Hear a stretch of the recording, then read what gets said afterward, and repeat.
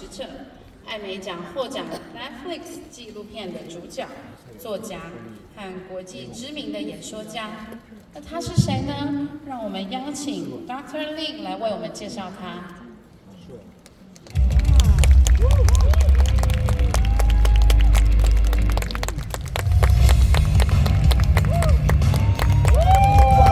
Good afternoon. I would like to introduce one of my best friends. 大家下午好。接下去请允许我介绍一下我多年的一个老朋友。自2018年到现在，我们一直相知。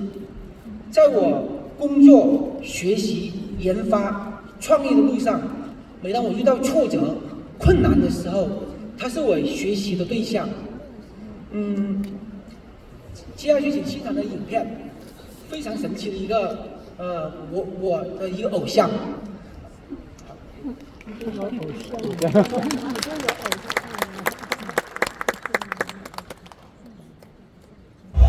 Foster care system. I was raised in the streets around gangsters. Like, I came up so fucking rough. When you're going through turmoil, you gotta find an outlet. That was my reality.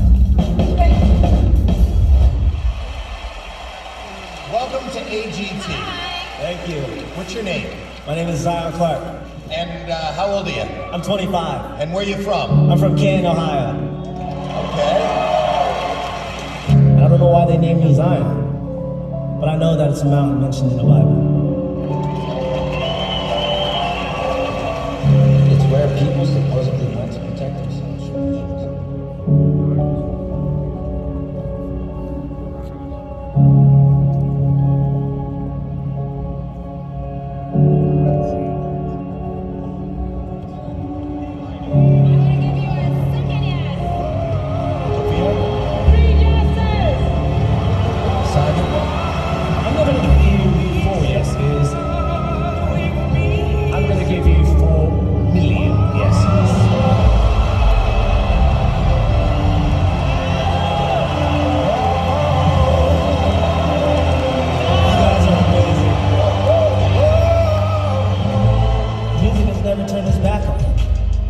When it comes to music, it allows me to create the ability of sound to heal the world's pain.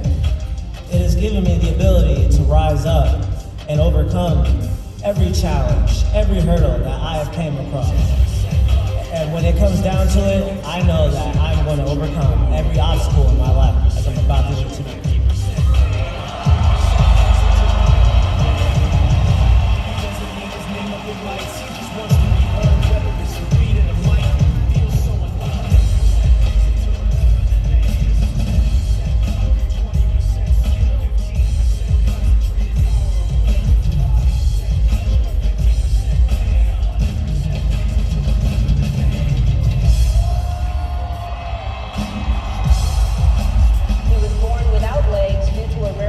That affects his spine, but that has not stopped him from becoming a college wrestler and an inspiration to everyone who meets him. From Massillon, Ohio, please welcome Zion Clark and his mom, Kimberly.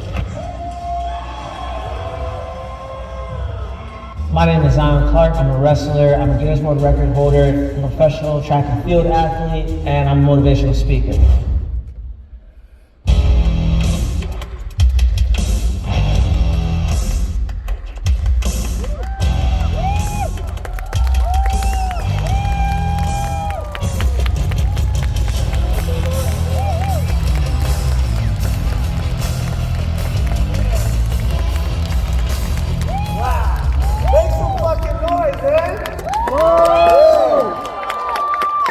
Hey, I just want to say I am so happy to be here. My name is Zion Clark. As you know, I'm a motivational speaker. That's why I'm here.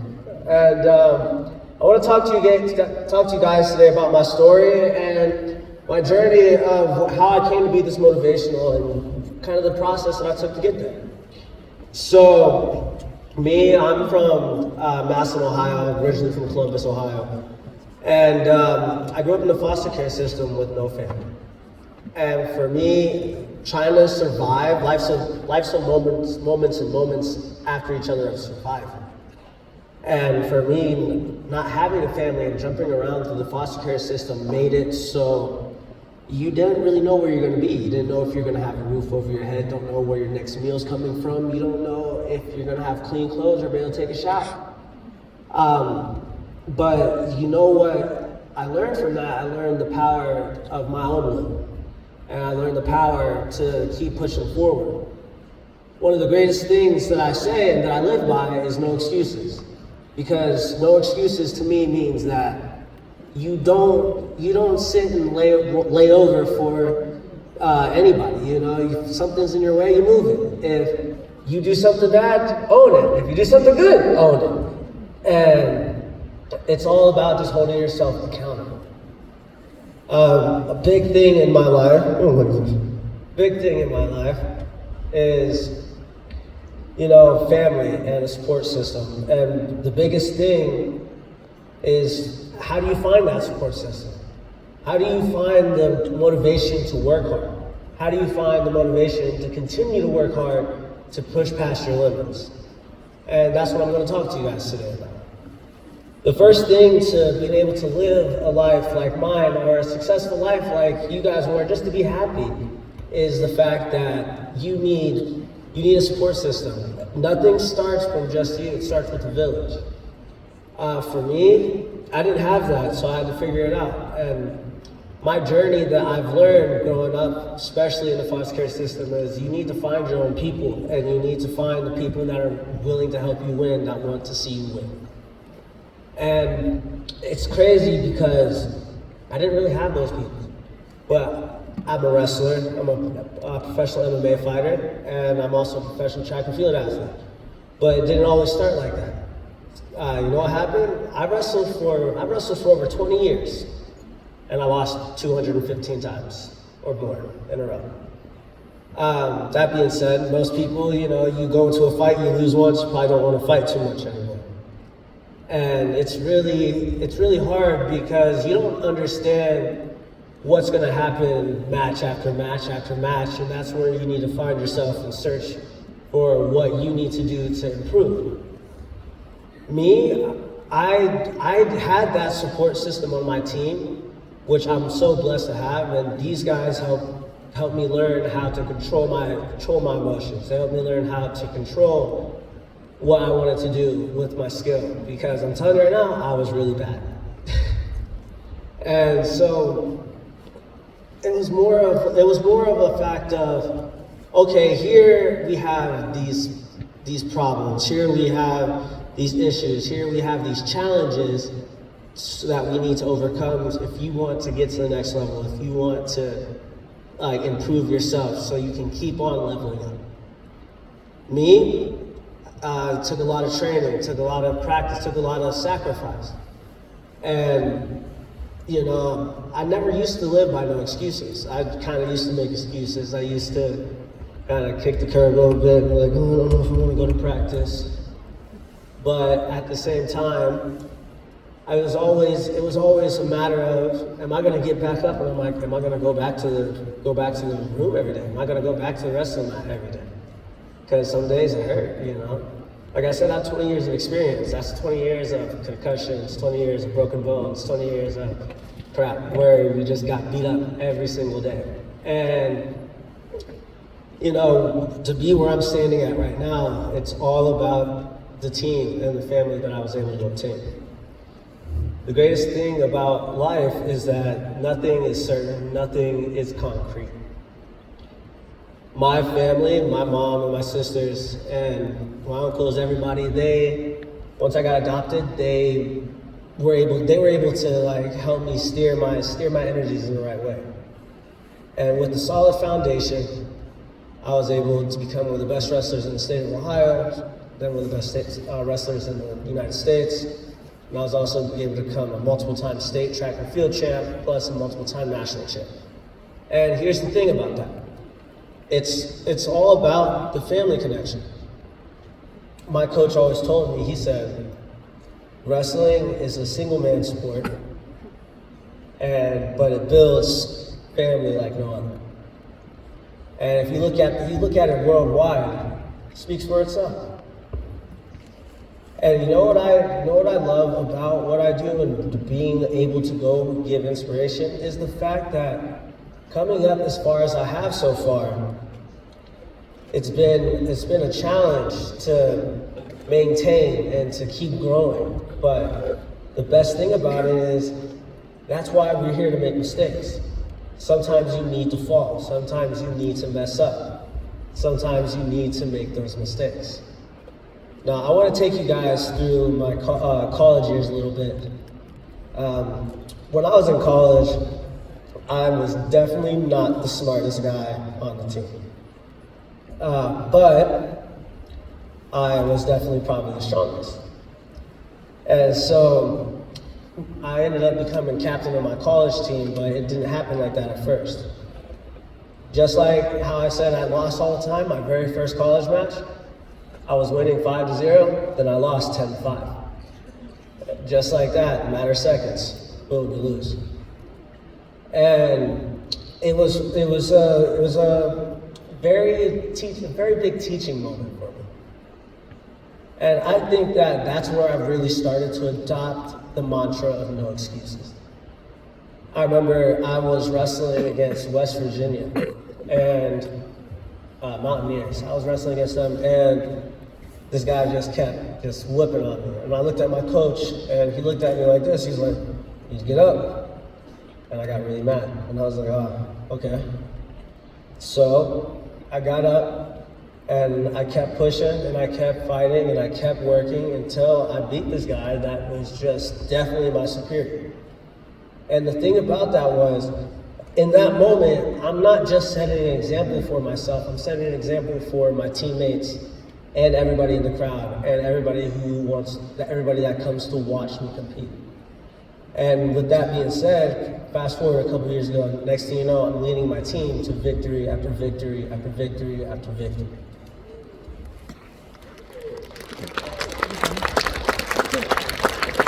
The greatest thing about doing that though was it's not about how many times you win. It's about, are you able to pick people up? Are you able to take your voice, take your energy, and pour it into somebody else?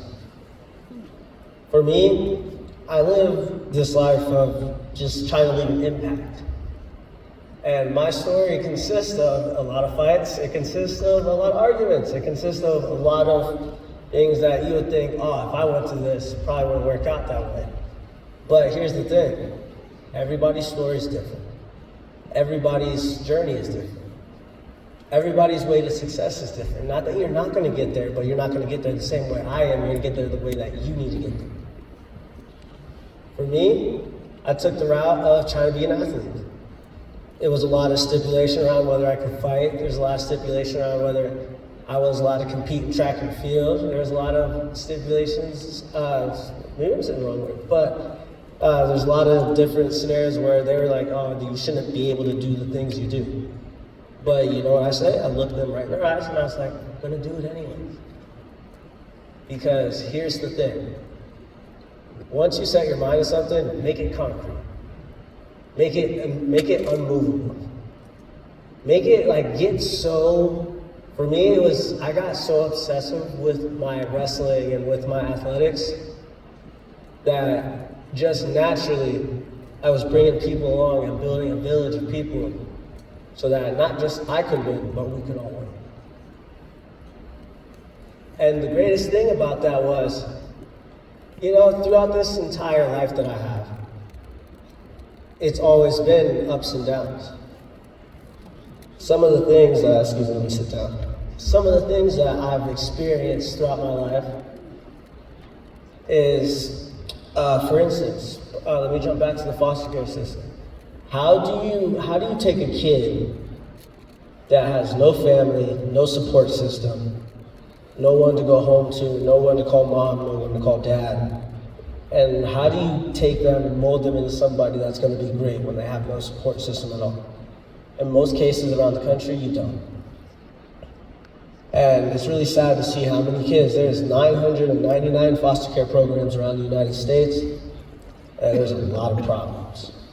And for me, I always thought that, man, if I can do it, so can everybody else, but not everybody's me. And so that's why with everything that I've learned how to do and everything that I've been able to achieve, or my team and I have been able to achieve, we have been able to do some real good. And, excuse me, we've been able to do some real good. And I'm really excited because, let me tell you right now, usually someone tells you no excuses, you're like, ah. When I tell you no excuses, you're gonna be like, ah. Because here's the thing, when I say that, I mean it. I actually mean it. And I think that this life that we're living, we need to learn how to evaluate the scenario, evaluate the situations. We need to learn how to keep a cool head. We need to learn how to work through the hard times. The toughest times, my grandfather said this to me the other day actually, which is kind of perfect. I'm saying this right now. Thanks, Grandpa.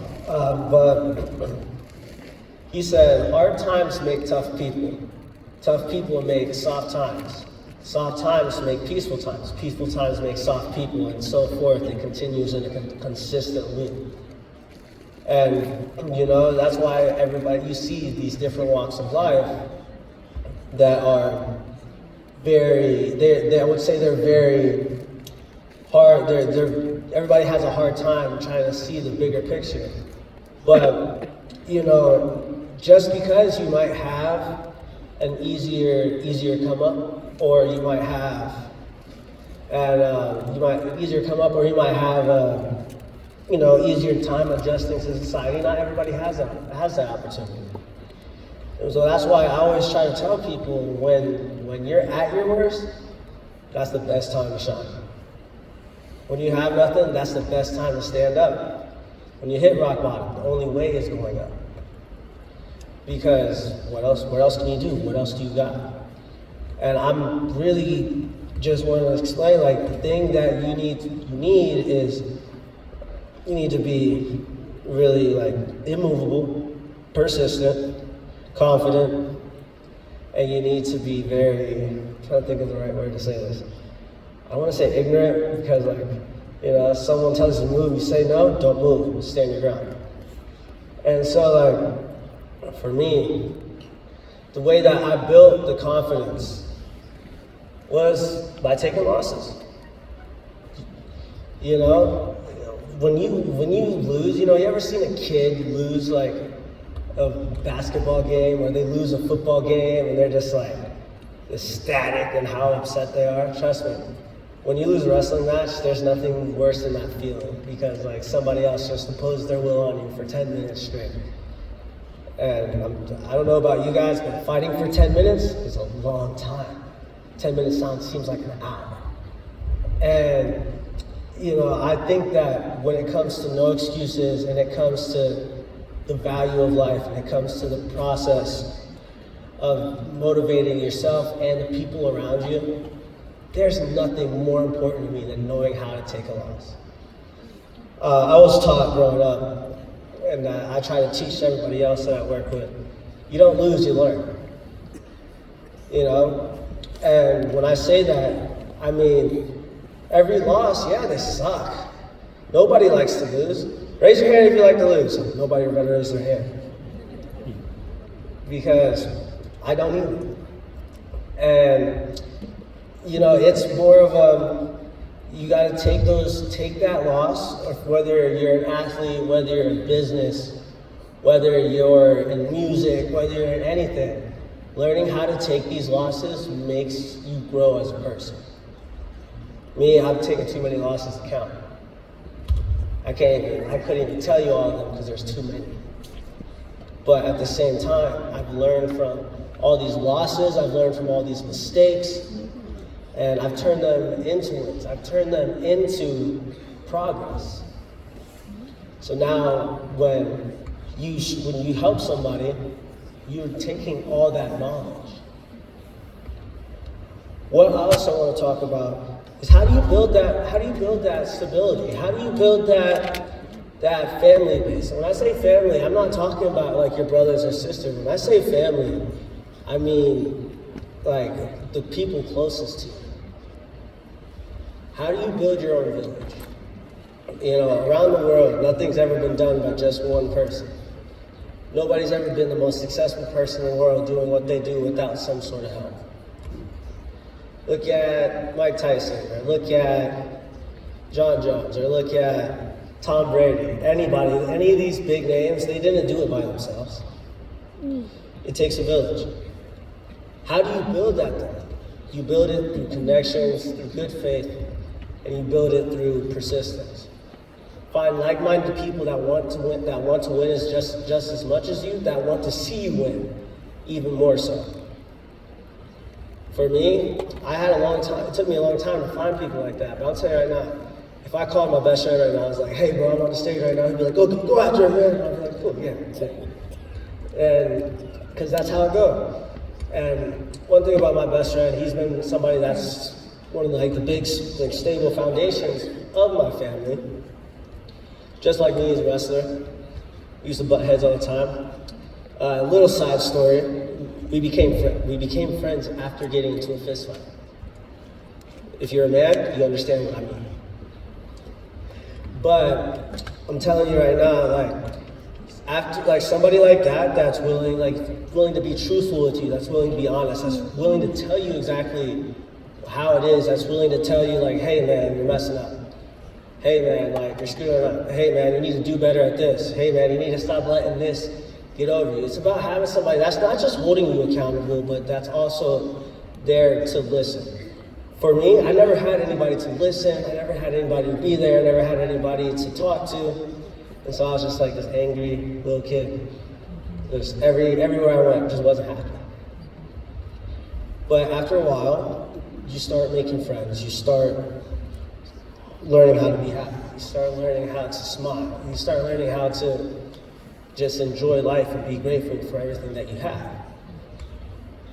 And the next step from that, once you have the foundation, now what do? Now you have all these friends. Now you have a village.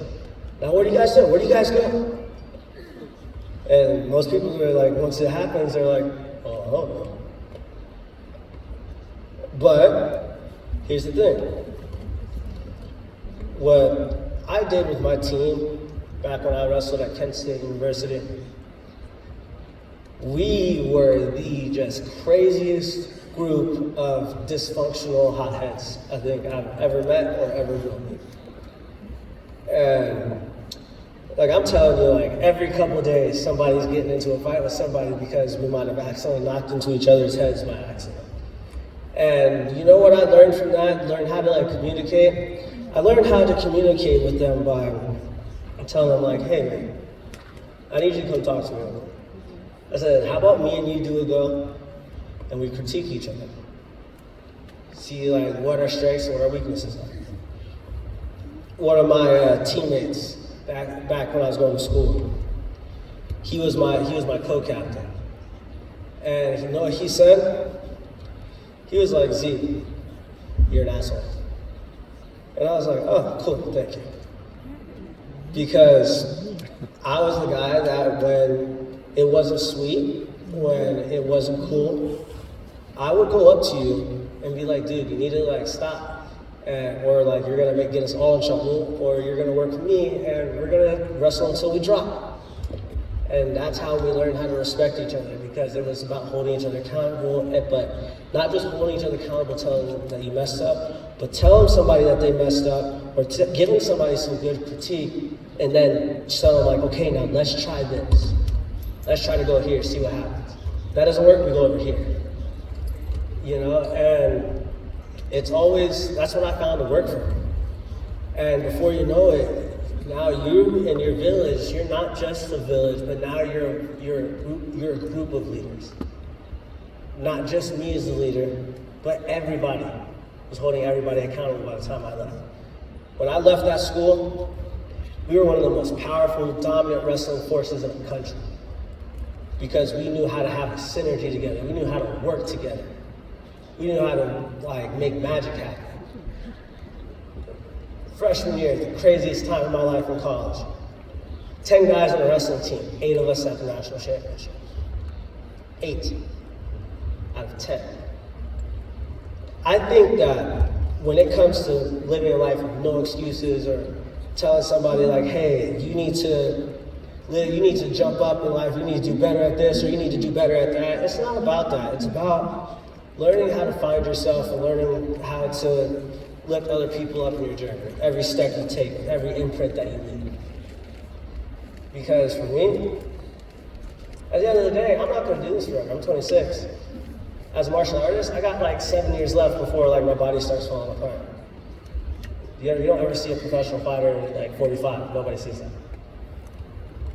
So before I'm done, you leave your imprint. One of my biggest statements is you don't need legs to leave a footprint on earth. You know why?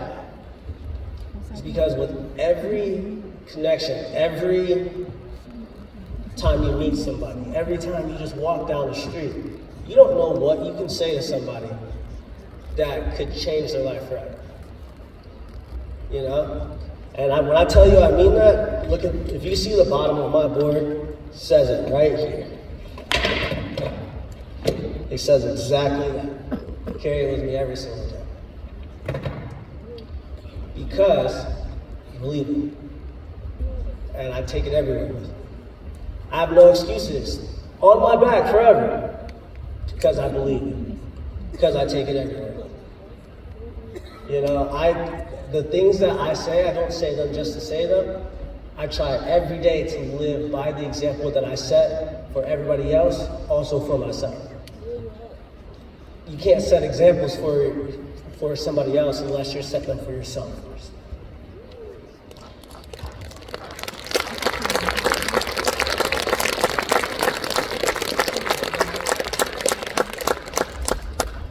And one of the final things I want to talk to you about is, at the end of the day, what do you want out of this life? When the curtain closes, what do you want people to remember you as? Do you want to be remembered as just this awesome athlete? You want to be remembered as this mega superstar? You want to be remembered as this awesome musician? Or what do you want? You know what I want? I want to be remembered as Zion Clark. Because I'm just Zion Clark. I'm a man that has many talents. By the end of the day, I'm just a man. And that's how everybody needs to see that. You know, a lot of the world, they look at somebody's status. They look at somebody's level of what they do. I don't think it matters.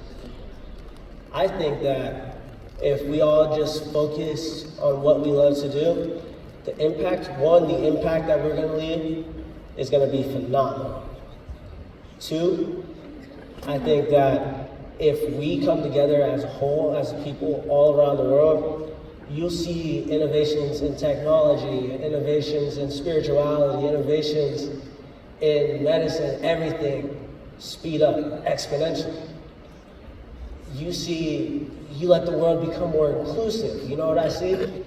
You see everybody having a chance to become great in their own right. I'm the only person in the world that can do what I do on the level of how I do it. And I don't like that. You know why? Because since I'm the first, now it's time to pave the way. Now it's time to make the lane. Now it's time to widen the lanes. Now it's time to build a 5-lane highway that nobody can cross at all. You feel me? So I think that at the end of the day, the more we come together, the more that we hold ourselves accountable, and the more that we lift each other up as a village, as a whole, as a collective whole, rather than being individual, I think that's how we're going to win at life, exponentially. Thank you.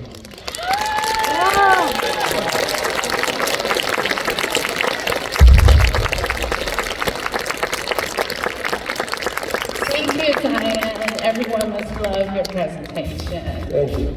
I'm sure everyone must be very excited. So now we have a moment to take a picture with Zion. So first, welcome our Diamond President to line up here right at the right stage. And also we will have 3 lucky audience have a chance to take a picture with you.